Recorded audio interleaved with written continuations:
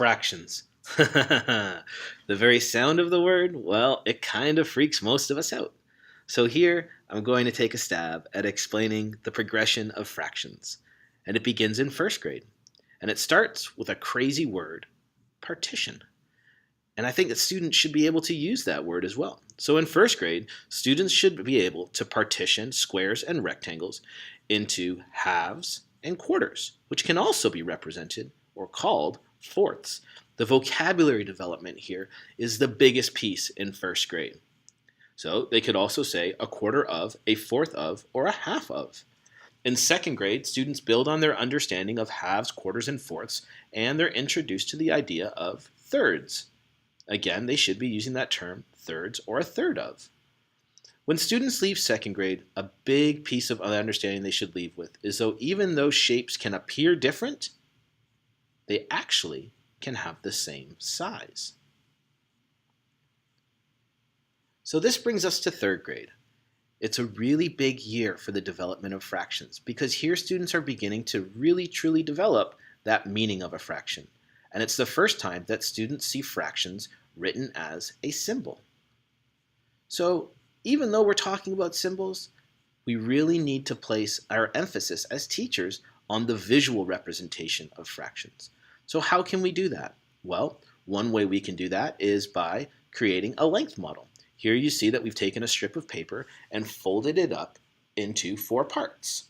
Another way, which isn't really explored in third grade, is the use of a set model. Here in this set model, you can see that 3/4 of the bears are green. And the last way that we can represent fractions is one that I think we're all pretty much familiar with, and that's the area model. Here, 3/4 of our square is yellow.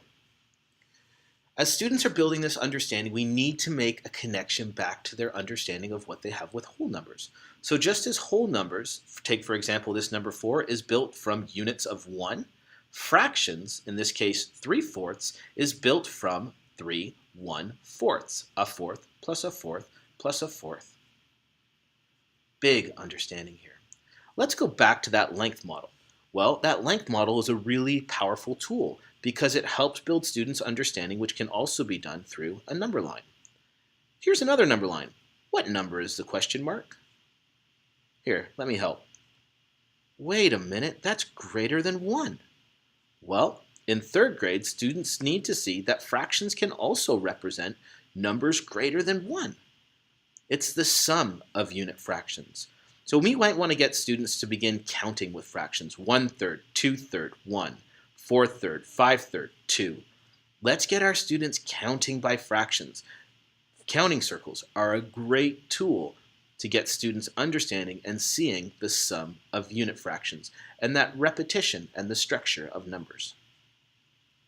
So as students begin to learn dividing in parts of a whole and partitioning up shapes, they begin to explore this idea of equivalent fractions. So here we're going to take 4 lines and we're going to divide them up. We're going to partition them all into equal parts. And as we partition them all up into equal parts, we begin to see that, hey, some of these line up a little bit. Here students are beginning to explore the idea of equivalent fractions. So 1/2 is equal to 2/4, which is equal to 3/6, which is really the same as 4/8. The big piece here that students really need to see and we need to push and promote is that the size of the whole doesn't change, just the size of the parts do. But even though we're talking about fractions, students need to also understand that whole numbers can also be written as fractions. Take for example the number 1.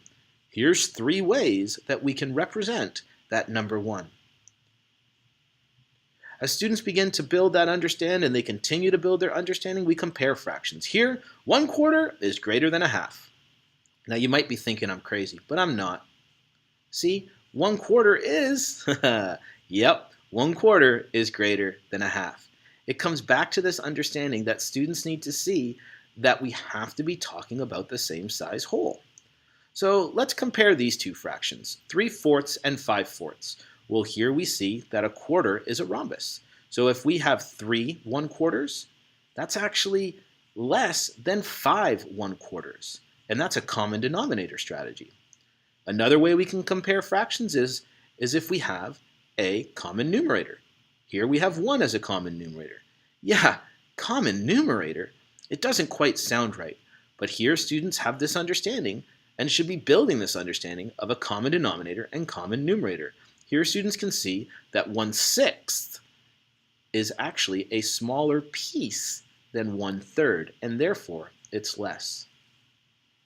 So in 4th grade, we continue to build students' understanding of comparing fractions.